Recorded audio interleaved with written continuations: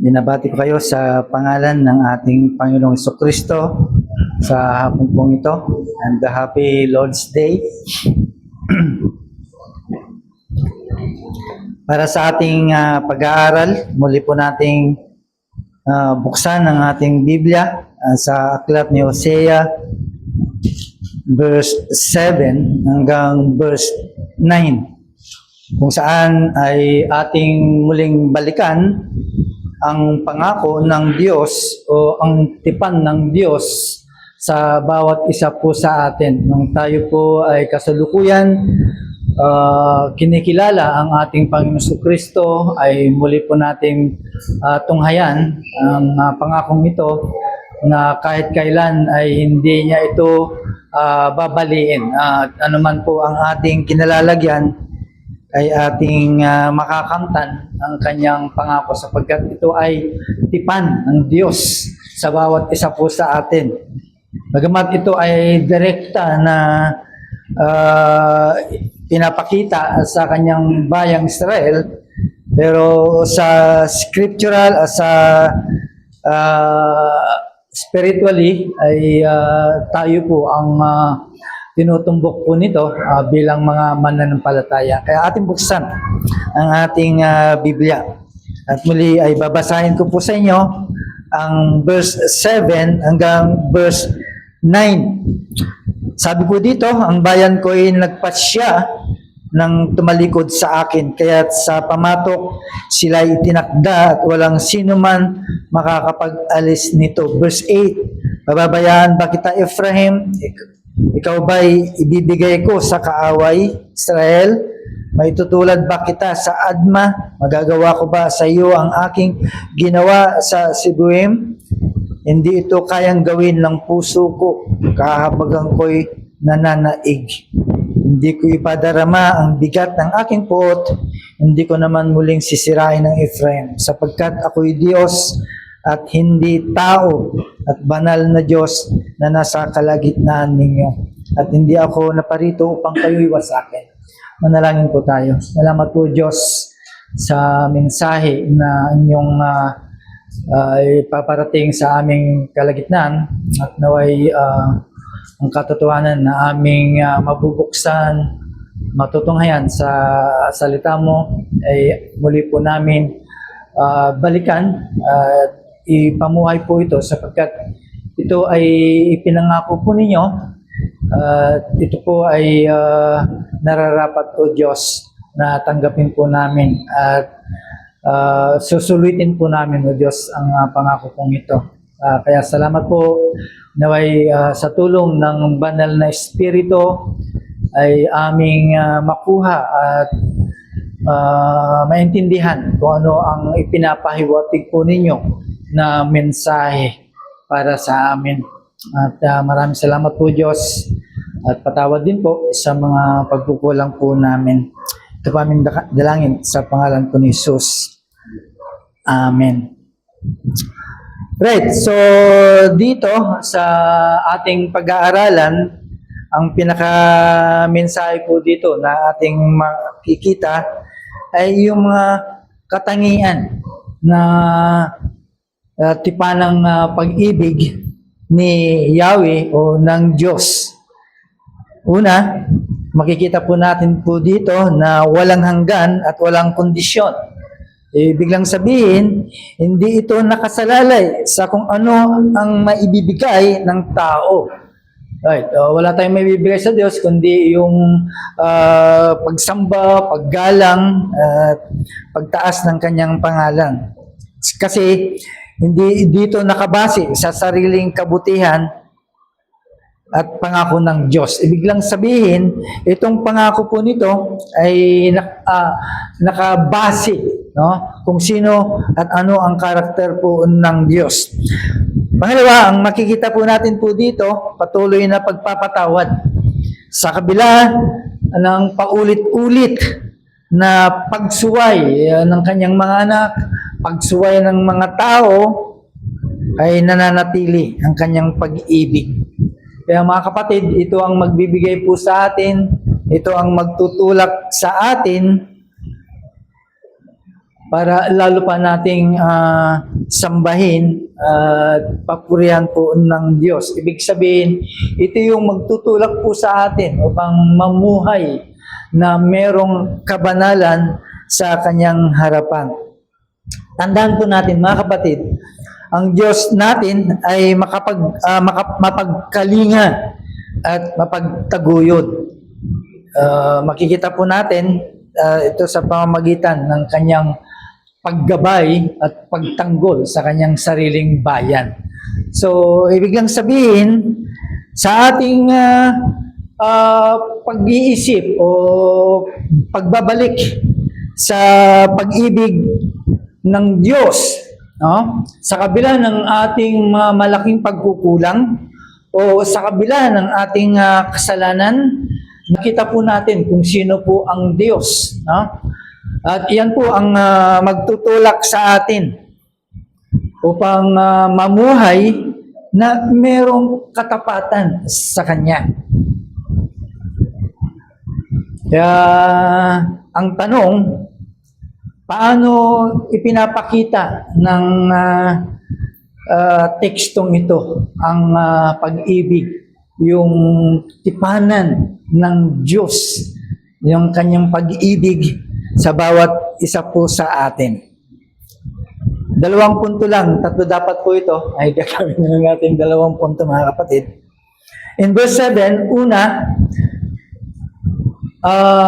nakita po natin sa teksto po natin na ang kanyang pag-ibig ay nagpapatuloy sa kabila ng pagtalikod sa kanya. Pangalawang punto, in verse 8 and 9, bakit? Sapagkat siya ay Diyos. Mananatili ito dahil kung sino po siya. Right? Kaya tandaan po natin, ang bayan ng Diyos, with this bansang Israel, ay sinabi po sa teksto po natin na desidido po silang tumalikod sa Diyos. Biglang sabihin, hindi lamang po ito action o gagawin, kundi ito ay nakasalalay sa kanilang mga puso. Nasa puso po nila po ito.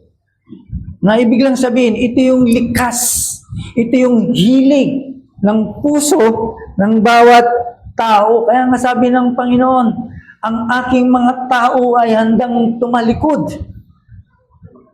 Okay? Tatalikod sa akin. Tandaan po natin, ang pagtalikod sa Diyos ay natural lamang po ito at likas. Ito ay tinatawag na natural disposition. Decision mo ito. Right? At madalas na ito ay ating nakikita sapagkat lumalantad ang isang Kristiyano sa kanyang pagkukunwari. Meron siyang spiritual na pagkukunwari. Ang ibig sabihin, there is a spiritual hypocrisy.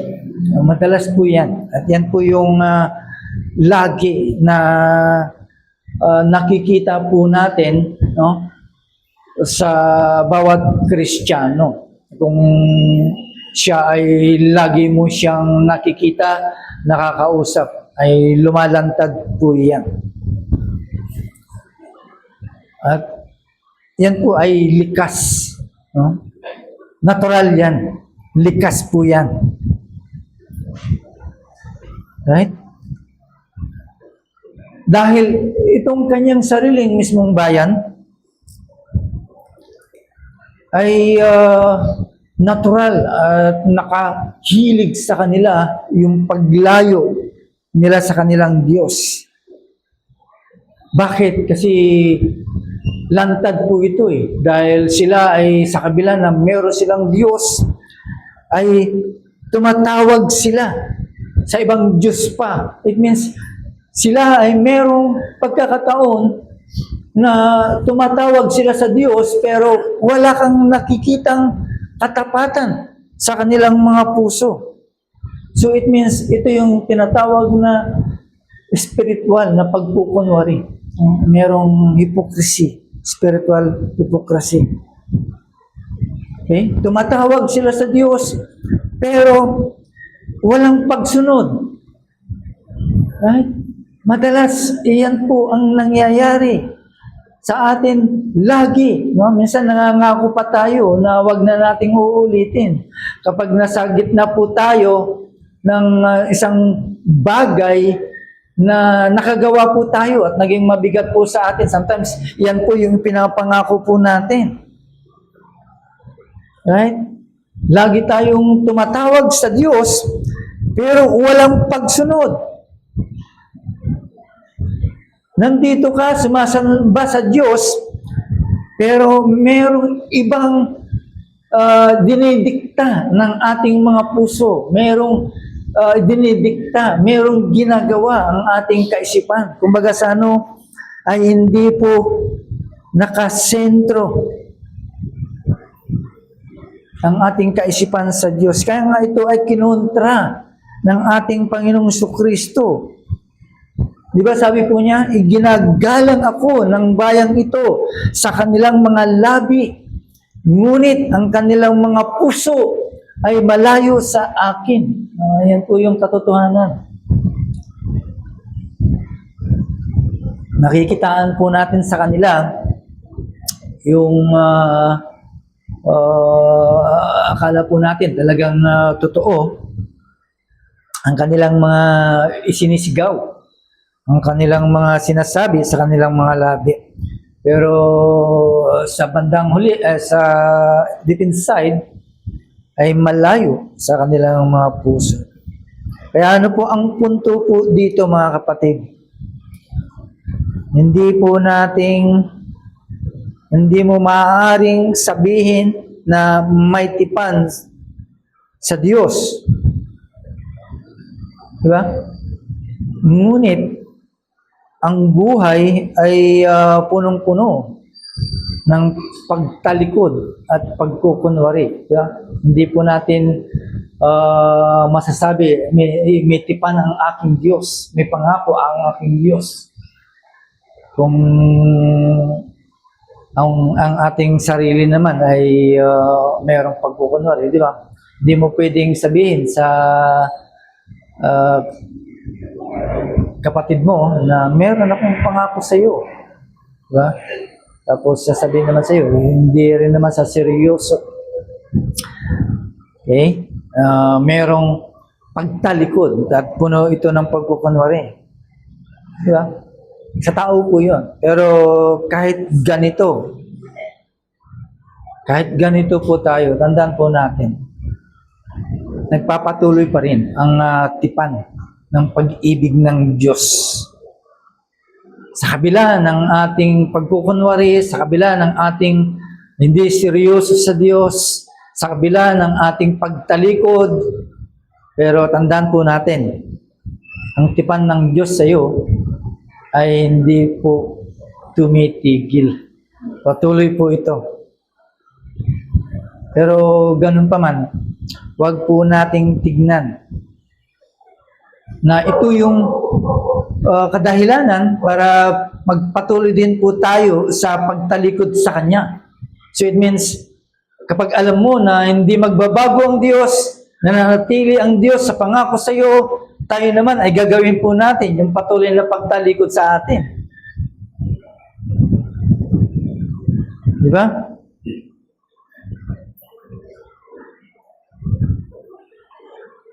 Kasi pag yun ang ating iisipin, parang sinasabi natin, total, pinili naman ako ng Diyos eh.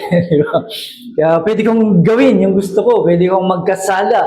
Sometimes ganun po yung thinking ng mga Kristiyano o yung ibang Kristiyano, yung mga hindi naniniwala sa ganung kaparaanan. Pero sana, wag nating abusuin po ito sapagkat bagamat nangako ang Diyos sa kanyang tipan, ay baka ito ay gawin po nating safe, safety sa atin. Di ba? Total, hindi nauubos, hindi napuputol ang pag-ibig ng Diyos sa akin. Kaya pwede akong umalis muna, tumalikod muna sa Kanya. Di ba? Mga kapatid, sabi po doon sa chapter 14 ng Hosea, verse 4. Sabi niya, I will heal the apostasy. Ibig sabihin, kahit tumalikod ka sa Diyos, no? Ay ganun pa rin. I will love them freely. Pero hindi ito dapat ang magiging laman ng puso ng isang pinatawad. Hindi dapat ganito ang laman ng isang tinubos ng Diyos. Wala dapat pagtalikod, hindi dapat mananatili ang pagtalikod at pagkukunwari. Bakit? Kasi dapat natin tignan ang tapat ng pag-ibig ng Diyos. So it means, kapag tapat ang Diyos sa iyo, it means parang papantayin natin, no? Parang susuklian natin ng isa ring katapatan. Bagamat hindi natin magagawa po yun, pero at least we are trying, no? Pinipilit natin na tapatan yung pag-ibig o katapatan po ng Diyos. Di ba? Sometimes, iyon po yung para mapagtakpan po natin, ganoon nga ang ginagawa po natin. Pero sa verse 8 hanggang verse 9, yung kanyang pangako, yung kanyang tipanan, right? Ay mananatili po ito. Bakit? Dahil siya ay Diyos. Sabi po ng teksto po natin, verse 8 and 9. Mananatili ang kanyang tipan ng pag-ibig dahil siya ay Diyos. Bilang sabihin, mananatili ang kanyang tipanan dahil kung sino po siya. Sabi po niya, hindi na siya tao, hindi siya katulad ng tao. Dahil kapag ang tao, kapag nagalit sa kapwa niya tao, andun yung posibilidad na magtanim ng sama ng loob, magagalit. Pero dito sa ating Diyos, kahit kailan ay hindi po niya gagawin po yun. Okay? Na ibig lang sabihin, kahit tayo ay tumalikod o nakagawa man po tayo ng kasalanan, ang kanyang katapatan, ang kanyang pagmamahal ay nandoon pa rin. Hindi nakasalalay ang pag-ibig ng Diyos sa anumang mga ginagawa po natin. Katulad ng verse po natin. Yung kanyang pag-ibig ay hindi, yung kanyang tipan ng pag-ibig ay hindi nakasalalay sa kanyang mga tao, kundi nakasalalay because He is God. Nakasalalay po sa Kanya dahil siya ang Diyos ng pag-ibig. Kaya sabi po ng text po natin, paano kita pababayaan? Di ba? Hindi kita pwedeng pabayaan. Paano kita itatakwil? So dito, makikita po natin, mga kapatid, ang puso ng Diyos ay nababagabag. No? Meron palang emosyon ng Diyos po natin. Kumbaga sa nasasaktan ang ating Diyos kapag dumating yung time na tatalikod po tayo, right? Pero hindi. Ayon sa ating teksto, ang kanyang kahabagan ay nagniningas. Nandoon. So, makikita po natin po dito ang isang tipanang pag-ibig. Na ibig lang sabihin, ito ay tapat. Okay? Buhay po na tipan po ito. Buhay, hindi ito patay. Matapat po siya. Dahil yung kanyang tipan ng pag-ibig, hindi ito nakasalalay sa sino man, sa bawat tao o sino sa mga Kristiyano. Nakasalalay po ito sa Diyos ng pag-ibig. Kaya ang punto po dito, ang pag-ibig ng Diyos ay magpapatuloy. Yung kanyang pag-ibig sa bansang Israel, despite sa kabila ng kanilang unfaithfulness, ay nakasalalay pa rin sa Diyos kung sino po siya. Despite of our unfaithfulness, ang pag-ibig ng Diyos, it will persist. Dahil siya ay Diyos. Nananatili po ito dahil siya ay Diyos na banal. Dahil sabi ng text po natin, sabi po niya, hindi ako tao sapagkat ako'y Diyos at hindi tao. Di ba? Sabi ko nga kanina, kapag tao ito, hindi natin kakayanin. No? Basta pag hindi ka naging tapat sa kapwa mong tao, tatapatan ka din. No? Kapag niloko mo siya, lulukuhin ka rin. Kapag tinraidor mo siya, tatraidorin ka rin. Pero ang Diyos po natin, no? Lagi po niyang sinasangkalan ang kanyang katapatan sapagkat siya ay Diyos, hindi tao. Okay? Naliwas ngayon sa pag-unawa ng ating panahon ngayon, di ba? Wala nang tapat-tapat ng tapat. Kung anong ginawa mo sa akin, ganun din ang gagawin ko sa iyo. Di ba? Kahit sabihin mo close relationship pa, sometimes kahit sa brethren pa, ganun din. Unless na talagang pinamumuhay mo yung prinsipyo, yung precept ng salita ng Panginoon at hindi yun nababali, you can apply. No? Pero sometimes ganun sa bugso ng damdamin ng isang Kristiyano, yun din ang magiging sagot mo, di ba? Kapag nakita mo hindi tapat ang kapatid. Right? Pero tandaan po natin, nananatili ito sapagkat ang Diyos natin ay banal. Okay? Sapagkat ang Diyos natin ay hindi tao. Ang Diyos natin, siya yung Diyos ng banal. Right? Bakit niya binanggit po dito? Bakit hindi ako tao? Ako'y Diyos. Sapagkat, of course, ang tao ay nagbabago. Nagbabago po tayo. Kahit ano pa ang nagiging katapatan po natin, dumating din yung pagkakataon na magbabago ang isa. Pero compare sa ating Diyos, hindi siya. No? Hindi po siya nagbabago. Okay?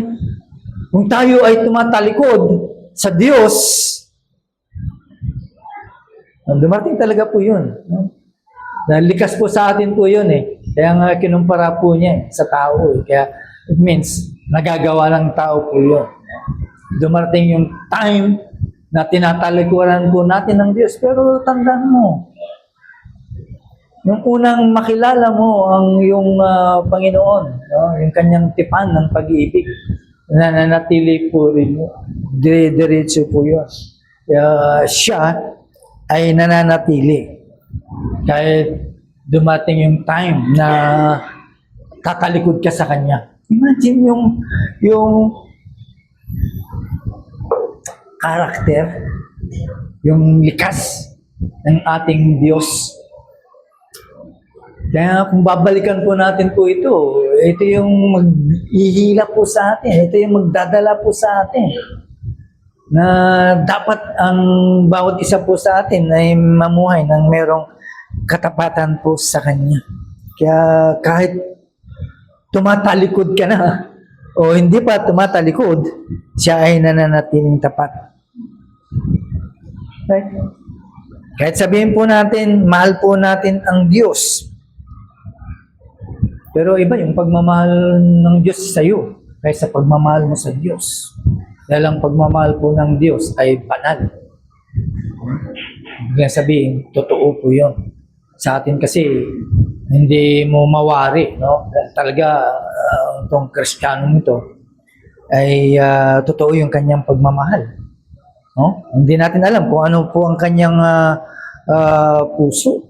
Pero kahit kailan, ang pag-ibig sa iyo ng Diyos ay totoo at banal. Pero sa atin ay hindi. Di ba? Kasi kung tayo ang masusunod, yung pagmamahal po natin ang masusunod. O kaya sarili po natin. Ay, sabi mo, tapat ka sa Diyos. Eh kung yun yung pairalin natin, maaaring matagal na tayong sumuko. Right? Pero kahit kailan, hindi sumusuko ang Diyos. Dahil ang Diyos ay hindi tulad po natin. Diba? Sabi po nga niya, hindi niya daw wawasakin ang kanyang bayan. Diba? Pero meron siyang mensahe na sila ay manumbalik. Ano yun? Ano yung mensahe doon sa kanila? Hindi raw niya ibubuhos ng ganap ang kanyang galit sa kanyang mga tao. Bakit? Bakit kaya hindi niya may bubuhos? Samantalang kapag ang tao ay natraidor at hindi naging tapat ang kanyang kapwa o sino man ang kanyang karelasyon, ay nakikita po natin talagang naibubuhos po ang kanyang galit, di ba? Hindi mo na siya mapigilan. Dahil, of course, tao nga siya. Pero, ang ating Diyos, bakit kaya hindi niya may bubuhos? Di ba? Dahil siya ay Diyos. Pero, sometimes, nakita din po natin, sa panahon na ang ating Panginoon ay napako sa krus, ang ating manunubos. Naibuhos niya ang kanyang puot at galit. Diba? Sa ating manunubos sa krus, doon niya ibinuhos ang kanyang galit sa kasalanan.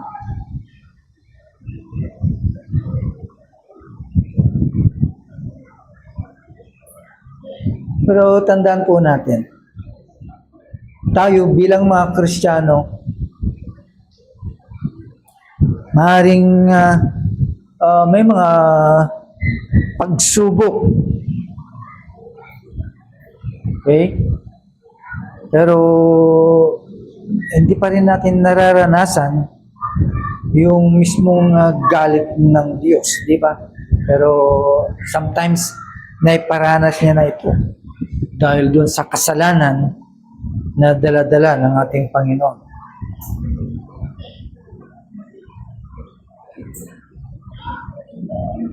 Kaya sa pagkakataong ito ay dapat po nating aralin o matutunan na anuman ang merong pagsubok o affliction sa ating buhay ngayon, o anuman pagsubok pong iyan, malaki man yan, ay dapat po nating matutunan. Yung kahit kailan ay hindi pa dumating yung totoong galit ng Diyos sa atin, di ba? Kahit sabi mong nagkamali ka, nagkasala ka, tumalikod ka sa Panginoon, pero hindi. hindi dumating yung galit ng Diyos, iniingatan ka pa rin. Patuloy pa rin na ibinibigay ang pangangailangan mo. Patuloy na pinoprovide. No? Yung kanyang providential care, nandun pa rin. Kaya makikita po natin yung mismong pagtatapat ng Diyos. Ano ang punto na makikita po natin po dito? Yung pag-ibig ng Diyos ay patuloy. It will persist. Okay? Sa kabila ng iyong unfaithfulness, ay patuloy pa rin. Dahil ang pag-ibig ng Diyos ay banal na hindi katulad natin. Tandaan po natin mga kapay.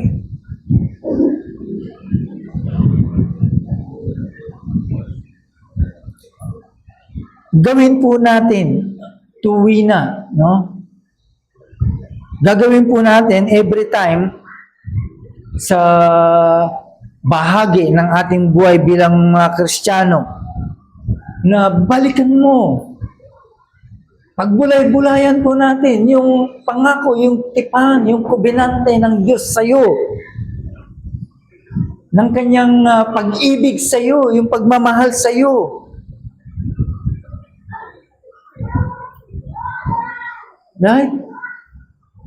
Na minsan ay naipamalas sa iyo sa pamamagitan ni Kristo. Yung hindi natin makakalimutan na isang tapat na pagmamahal at banal ng Diyos na naipamalas niya sa bawat isa po sa atin sa panahon na kung saan ang ating Panginoon ay nakapako sa krus. Kaya bilang hamon, sa gitna ng kasalanan, sakali man, alalahanin po natin ang kanyang tipan, ang kanyang pangako sa bawat isa po sa atin. Sakali man dumating ang kahinahan, balikan mo ang tipan. Balikan po natin ang tipan. Sa gitna ng paghihirap, dumating man ito, tandaan po natin, lagi tayong kumapit sa tipan, sa pangako ng Diyos. At kung sakaling ikaw ay mahulog, tumalikod sa ating Panginoon, may pangako ang Diyos na nag-iingat sa mga taong kabilang sa tipan ni Jesus. Mahulog. Ibig lang sabihin, nag-backslide. Wala namang backslide. Or maaaring nanghina, natukso, o nadaya ka. May pangako ang ating Panginoon. Mayroong pag-iingat.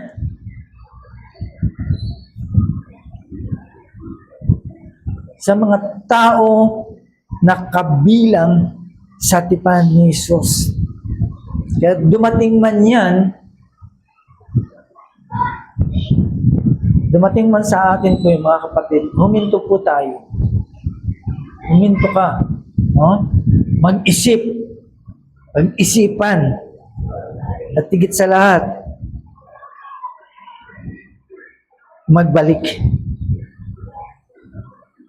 Ang Hosea chapter 11 verses 7 and 9 ay isang napakalinaw na paglalarawan, no? Ng matinding emosyon ng Diyos. Right? Makikita po natin ang kanyang kabanalan at katarungan. Right? laban sa kanyang walang hanggang awa at pagmamahal bilang isang ama sa kabila ng paulit-ulit na pagtataksil ng bawat isa po sa atin. Bagamat ito ay nagpapakita ng laban sa puso ng Diyos. Pero tandaan po natin, no? Ang pangako ng Panginoon dahil po sa katigasan ng puso ng tao ay makikita po natin yung kanyang paglalahad. Di ba? Kahit sa kabila ng katigasan, ay tinawag pa rin yung kanyang mga tao at binigyan ng babala. Di ba? Binigyan ng babala, nagpadala ng mga propeta para sabihan sa kanila na manumbalik muli sa Diyos. At yan po yung sinasabi ng text po natin. Pero sa kabila ng nagpapakita ng sukdulang katigasan ng ulo, at of course, yung pagtataksil ng Israel, nandun pa rin yung pag-aalala ng kanilang Diyos. Andun pa rin yung pag-aalala ng ating Panginoon. Di ba sabi po niya, paano ibibigay kita, O Ephraim? Paano kita isusuko, O Israel? Kaya dito natin makikita yung emotional ng Diyos. Diba? Hindi niya pwedeng wasakin kasi binanggit din niya dito yung dalawang bansa na kanyang wasakin pero hindi niya gagawin sa katulad nila. Bakit? Kasi yung puso ng Diyos, right? Ay umaapaw. Yung kanyang habag ay umaapaw din. Kaya ito yung pumipigil para puksain ang kanyang mga tao, yung kanyang pagmamahal, yun yung kanyang tipanan. No? Tipanan ng kanyang pag-iibig. Kaya napigil po yun. Kaya nakita po natin yung karakter po ng ating Diyos. Kaya nga pinag-aaralan po natin yung attributes ng Diyos. Kaya makikilala mo ang Diyos. Kaya dito, maliwanag na ipinapakita ng kanyang katapatan, ng kanyang tipan, ng pagmamahal. Kaya buti na lang ang ating Diyos ay hindi katulad natin. Kung katulad natin, baka wala na tayo. Pero ganun pa man, mga kapatid, ay purihin po ang Diyos. Kaya para sa ating mensahe para sa atin ng Hosea chapter 11 verse 7 and 9, tandaan po natin, ang kaligtasan ay hindi nakasalalay sa pagiging perpekto ng tao. Right? Nakasalalay po ito sa walang hanggang katangian ng Diyos. Tandaan po natin, bagamat tayo ay madalas magkulang, magkasala, pero ang awa at pagmamahal pa rin ng Diyos ay nanatili na mas malaki kaysa pagkakamali natin.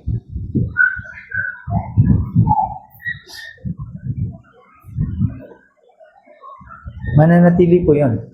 Hindi po yun mawawala. Dahil covenant po nga yan. Yeah. Pangako ng Diyos po yan. Yan yung kanyang pangako sa iyo. Yung pag-ibig niya sa iyo. Yung pagmamahal po niya sa atin. Sa kabila po ng lahat. Mananatili po siya. Hindi siya nagbabago. Nalangin po tayo. Maraming salamat po, Panginoon, sa inyong pagmamahal na Napakadakila po ang pagmamahal pong ito. Sa kahit sa kabila ng aming malaking pagkukulang o maaaring dumating sa punto na kami ay tatalikod po sa iyo. Maaaring iiwanan ka namin pero hindi pa rin nagbabago ang iyong pagtatapat po sa amin. Sa kabila po, Diyos, alam po ninyo ang aming mga malaking pagkukulang pero hindi nyo po yun tinitignan. Hindi nyo pwedeng baliwalayin po yun. Dahil alam po namin, Lord, ang tipan, yung pinangako nyo sa amin, pagmamahal, ay hindi ito magbabago. Kaya salamat po, Panginoon, sa biyaya ng pagtatapat mo po sa amin. Salamat po sapagkat ito po ang nagbigay po sa amin po, Diyos, na hamon sa amin na mas lalo pa kami magiging hangaring maging tapat po sa iyo. Mas hangarin pa namin po, Diyos, ng mamuhay ng merong pagtatapat o merong katapatan po sa inyo. Salamat po sa mensahe na aming natunghayan sa atin. Salamat po, Diyos, sa kabila ng aming kahinaan, sa kabila ng aming